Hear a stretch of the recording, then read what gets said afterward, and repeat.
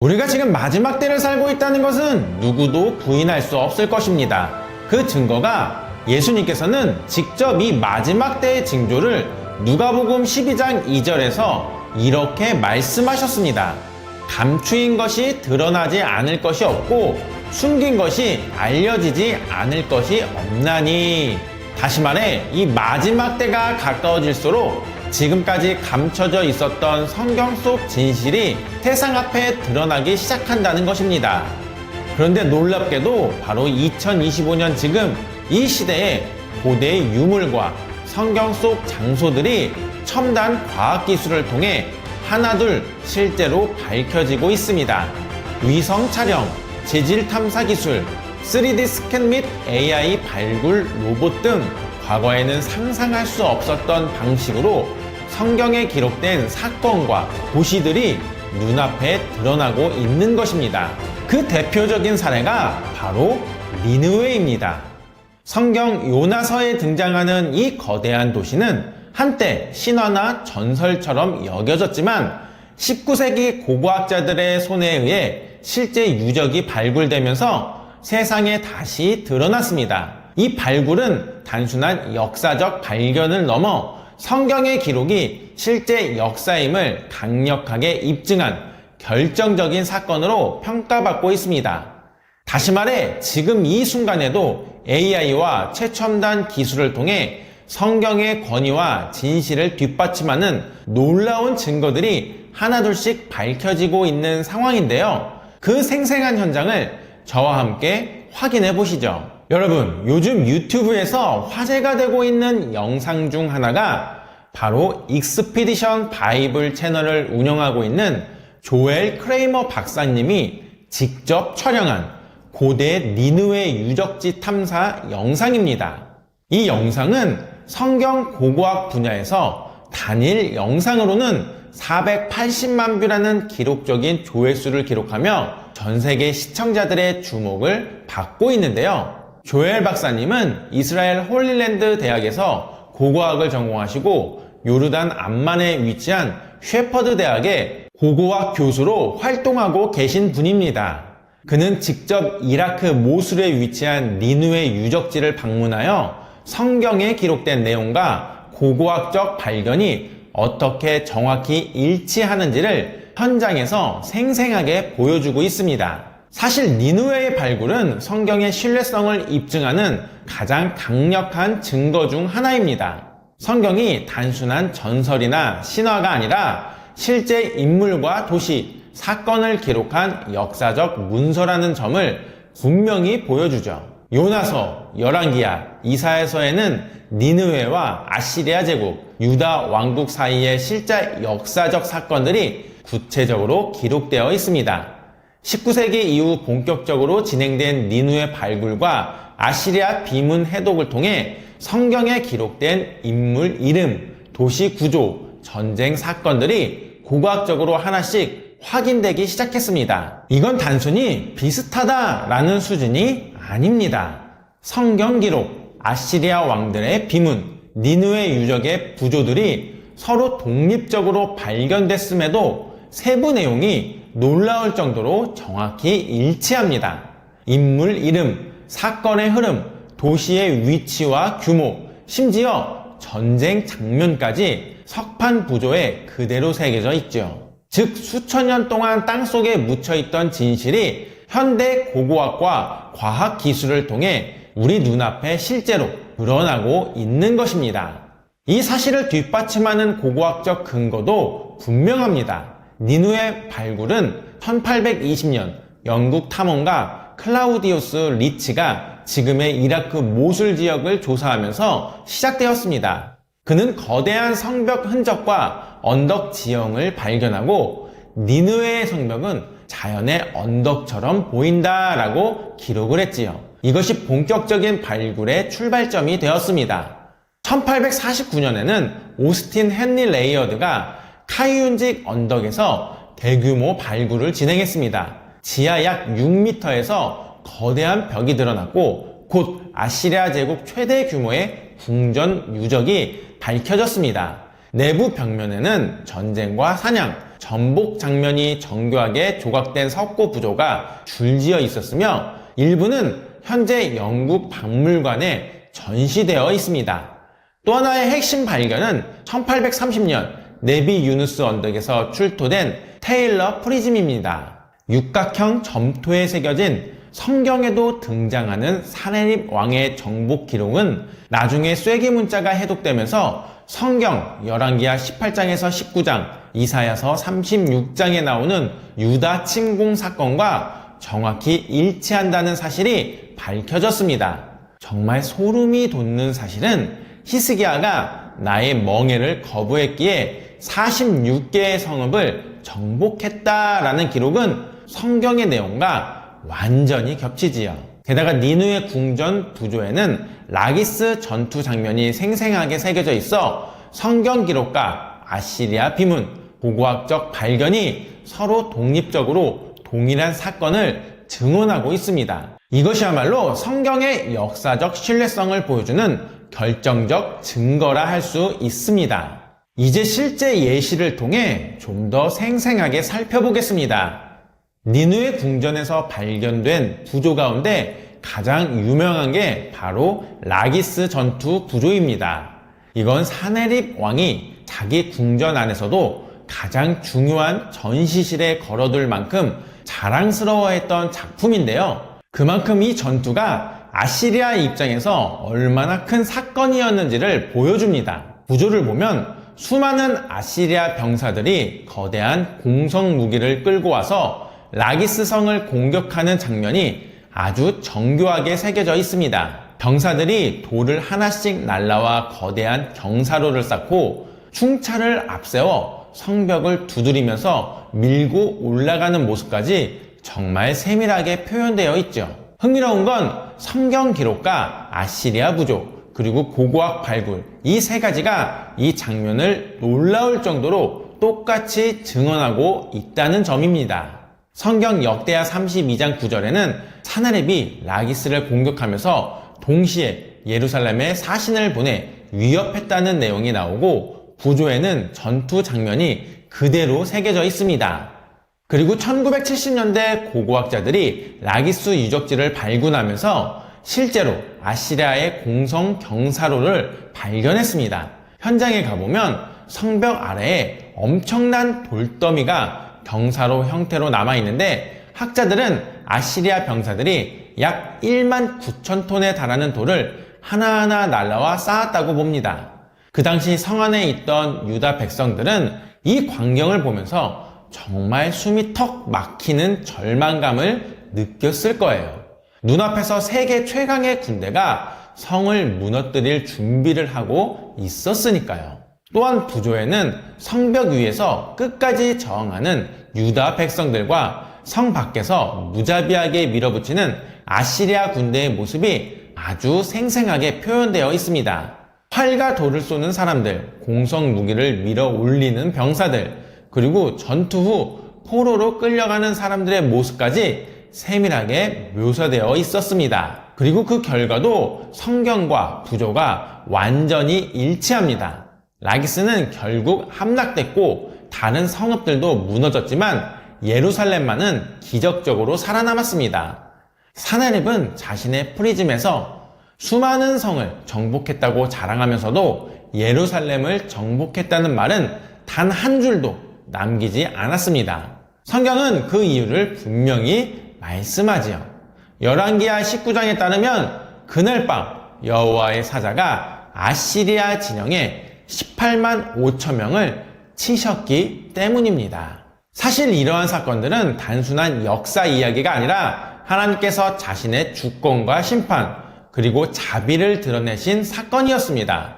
그 이유가 먼저 니느웨를 보면 하나님은 요나를 보내 회개의 기회를 주셨고 니느웨 사람들은 왕부터 백성까지 금식하며 회개를 했습니다.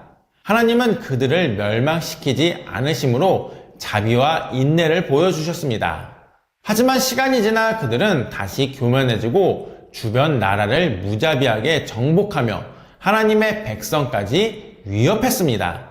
결국 하나님은 아시리아 군대를 사용해 유대를 징계하시지만 마지막에는 예루살렘을 기적적으로 지켜내심으로써 세상 모든 권세 위에 있는 자신의 주권을 드러내셨습니다. 왜냐하면 당시 아시리아는 그 누구도 막을 수 없는 제국이었지만 하나님 앞에서는 무력했기 때문이었습니다. 또한 스바냐 2장에 예언된 대로 니느웨는 BC 612년 바벨론 연합군에 의해 완전히 파괴되었고 오늘날 그 자리에는 풀과 양떼만 남아 있습니다. 즉 니느웨의 회개와 멸망, 예루살렘의 구원은 모두 하나님께서 역사를 통해 자신의 말씀을 성취하신 증거이다 라는 것입니다. 물론 어떤 사람들은 이렇게 말할 수도 있습니다. 그건 그냥 우연이 아니냐. 고고학적 발견이 성경과 겹친다고 해서 성경이 진짜라는 증거는 아니잖아. 성경은 신화 같은 이야기일 뿐이다. 하지만 이런 주장에는 분명한 한계가 있습니다. 첫째, 우연이라고 보기엔 일치하는 내용이 너무 구체적이고 많습니다. 니느웨의 위치, 사나립 왕의 이름, 라기스 전투, 예루살렘 포위까지 서로 다른 기록과 발굴해서 똑같이 확인이 됩니다. 둘째, 성경이 먼저 기록됐고 나중에 발굴된 유물과 비문이 그 내용을 하나하나 뒷받침해 왔습니다. 누가 맞춰 만든 게 아니라 시간과 장소가 전혀 다른 자료들이 자연스럽게 일치한 것이죠. 셋째, 니느웨의 멸망은 스바냐서의 예언이 문자 그대로 성취된 사건입니다. 수백 년 전에 예언된 말씀이 역사 속에서 그대로 이루어진 것입니다. 결국 이런 반론들은 성경의 정확성과 예언 성취 앞에서 설득력을 잃습니다. 오히려 고고학과 역사는 성경이 얼마나 사실적인 기록인지 확인해주는 역할을 하고 있을 뿐입니다. 그래서 서두에 소개해드린 조엘 크레이머 박사님도 이런 말씀을 하셨습니다. 니느웨 발굴과 고고학적 증거는 단순한 역사 이야기가 아니라 지금도 하나님의 말씀을 확증해주는 또 하나의 강력한 증거입니다. 수천 년 전에 기록된 성경이 땅속에서 나온 유물들과 정확히 일치한다는 건 절대 우연이 아니라 성경이 살아있는 하나님의 말씀이라는 사실을 분명하게 보여줍니다. 또 니느웨의 이 이야기는 오늘 우리에게 중요한 교훈을 줍니다. 하나님은 먼저 회개의 기회를 주셨지만 그들이 교만해졌을 때는 결국 심판이 임했습니다. 예루살렘을 지켜주신 것처럼 하나님은 자신의 뜻을 반드시 이루십니다. 지금도 전 세계 곳곳에서 성경의 진실을 뒷받침하는 증거들이 계속 드러나고 있습니다. 예수님이 종말의 징조로 말씀하신 감추인 것이 드러나리라 라는 말씀이 바로 우리 세대 안에서 실제로 성취되고 있는 것이죠. 그리고 중요한 건 단순한 지식이 아니라 이 말씀에 어떻게 반응하느냐입니다. 니느웨 사람들처럼 회개한 자는 살고 교만한 자는 무너졌습니다. 하나님은 지금도 동일하게 역사하고 계십니다. 그리고 우리는 지금 돌아가는 세상을 보면 단순히 마지막 때를 사는 것이 아니라 그 마지막 때 중에서도 가장 마지막 시점, 정말 결론부에 해당하는 시대를 살고 있습니다. 그렇기 때문에 이 메시지를 머리로만 아는 데서 멈추지 않고 믿음으로 반응하고 깨어 준비하는 것이 무엇보다 중요합니다. 그 이유가 무엇입니까? 맞습니다. 결국 지금까지 살펴본 이 모든 내용은 단순히 과거의 고고학 이야기나 역사 지식으로 끝나는 것이 아니라 우리 모두가 언젠가 마주하게 될 마지막 심판을 향해 분명히 이어지고 있다는 점을 알려줍니다. 성경은 그 날에 하나님께서 모든 사람의 삶을 하나도 빠짐없이 심판하실 것이라고 분명히 말하고 있습니다. 로마서 2장 16절은 하나님께서 예수 그리스도를 통해 사람들의 숨겨진 모든 것까지 심판하시는 날이 온다고 말씀합니다. 지금은 아무도 모르게 감출 수 있는 생각이나 행동도 그날에는 전부 드러나게 된다는 뜻입니다. 즉 하나님 앞에서는 어떤 것도 가려지지 않습니다. 그리고 다니엘서 7장 10절에서는 그 심판의 장면을 아주 생생하게 그려줍니다. 수많은 천사들이 하나님의 보좌 앞에 서 있고 불이 강처럼 흘러나오며 심판의 책들이 펼쳐집니다. 마치 거대한 법정이 열리고 모든 인류의 인생 기록이 한 장 한 장 펼쳐지는 모습입니다. 이건 상징이 아니라 실제로 일어날 최후의 심판 장면입니다. 또한 요한복음 5장 29절은 그날에 모든 사람이 부활할 것이지만 그 결과가 똑같지 않다는 사실을 분명히 말합니다. 선을 행한 사람은 생명의 부활로, 악을 행한 사람은 심판의 부활로 나아간다는 것입니다. 결국 부활 이후에는 두 갈래 길밖에 없습니다. 하나는 영원한 생명이고 다른 하나는 심판과 형벌입니다. 그래서 마가복음 9장 43절에서 예수님은 지옥의 실제에 대해 아주 직접적으로 말씀하십니다. 죄를 범하게 하는 손이라도 차라리 잘라버리는 것이 두 손을 가지고 꺼지지 않는 지옥불에 들어가는 것보다 낫다고 하십니다. 이 말씀은 지옥이 단순한 상징이 아니라 실제로 존재하는 영원한 형벌의 장소임을 분명히 경고하신 것입니다. 즉, 이 모든 말씀은 한 가지 메시지로 모아집니다. 하나님은 반드시 심판하실 것이고 그날은 점점 가까워지고 있다는 것입니다. 니느웨의 회개와 멸망, 예루살렘의 구원과 아시리아의 몰락은 단지 옛날의 사건이 아니라 다가올 마지막 심판의 예고편과도 같습니다. 하나님께서 한 도시와 한 나라를 심판하셨던 것처럼 마지막에는 온 세상을 무섭게 심판하실 날이 우리 눈앞에 매우 빠르게 다가오고 있다라는 것입니다. 하지만 다가올 심판 속에서도 우리에게는 분명한 소망이 있습니다. 예수님께서는 마태복음 25장 40절에서 지극히 작은 자 하나에게 한 것이 곧 내게 한 것이니라 라고 말씀하시며 이 마지막 날을 준비하는 삶이란 단순한 말이 아니라 실제 행동 속에서 가장 연약한 이웃들을 섬기는 것임을 분명히 보여주셨습니다. 이 말씀에 순종하기 위해 저희 메시지아는 사회 속에서 가장 소외된 분들 가운데 하나인 발달장애인 형제자매들을 꾸준히 섬기는 사역을 이어가고 있습니다.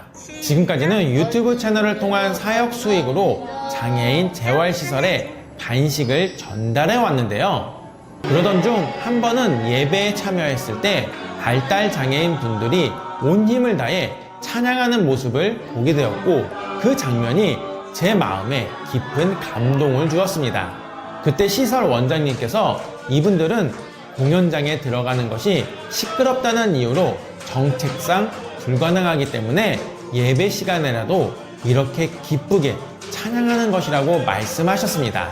그 말을 듣는 순간 그분들에게 닥친 세상의 차가운 현실들이 너무나 안타깝게 느껴졌습니다. 그래서 그 이후 저희는 음악 전공자들과 힘을 모아 직접 그들의 예배 현장에 찾아가 함께 찬양을 연주하고 음악 치료 프로그램도 지원하기 시작했습니다. 솔직히 말씀드리면 이 사역을 계속 이어가기에는 재정적으로 많이 부족합니다.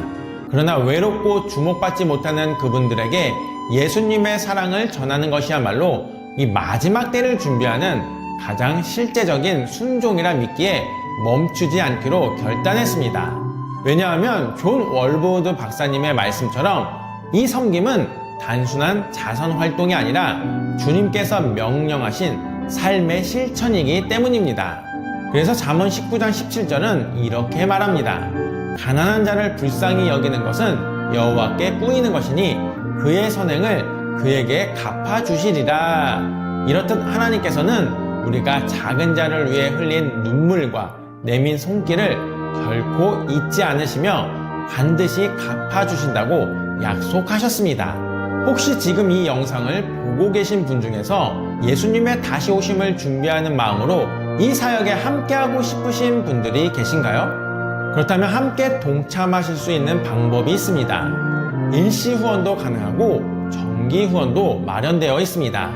특히 정기 후원은 단 한 번의 결단으로 누군가의 삶에 놀라운 변화를 가져올 수 있습니다. 저희가 직접 찬양 사역을 할 때 발달장애인 분들이 눈물을 흘리시며 성령님의 임재를 경험하시는 모습을 자주 목격하곤 합니다. 그 은혜의 순간을 함께 만들어갈 수 있다는 것이 얼마나 귀한 일인지 모릅니다. 그래서 이 영상 고정 댓글에 일시 후원과 정기 후원 방법을 안내해 두었으니 기도하는 마음으로 함께 해주시면 감사하겠습니다. 다시 한번 강조드리면 우리는 마지막 때를 살고 있습니다. 그리고 그 마지막을 준비하는 가장 확실한 길은 초림 때에는 십자가에서 죽으셨지만 재림하실 때에는 심판주로 오실 예수님 앞에 칭찬받는 삶을 사는 것입니다. 그리고 그날 주님은 분명히 물으실 것입니다. 너희는 지극히 작은 자에게 무엇을 했느냐? 그 질문 앞에 우리 모두가 예 주님, 저는 그들을 위해 살았습니다 라고 고백할 수 있기를 간절히 소망해 봅니다. 예수님의 말씀 함께 전하네.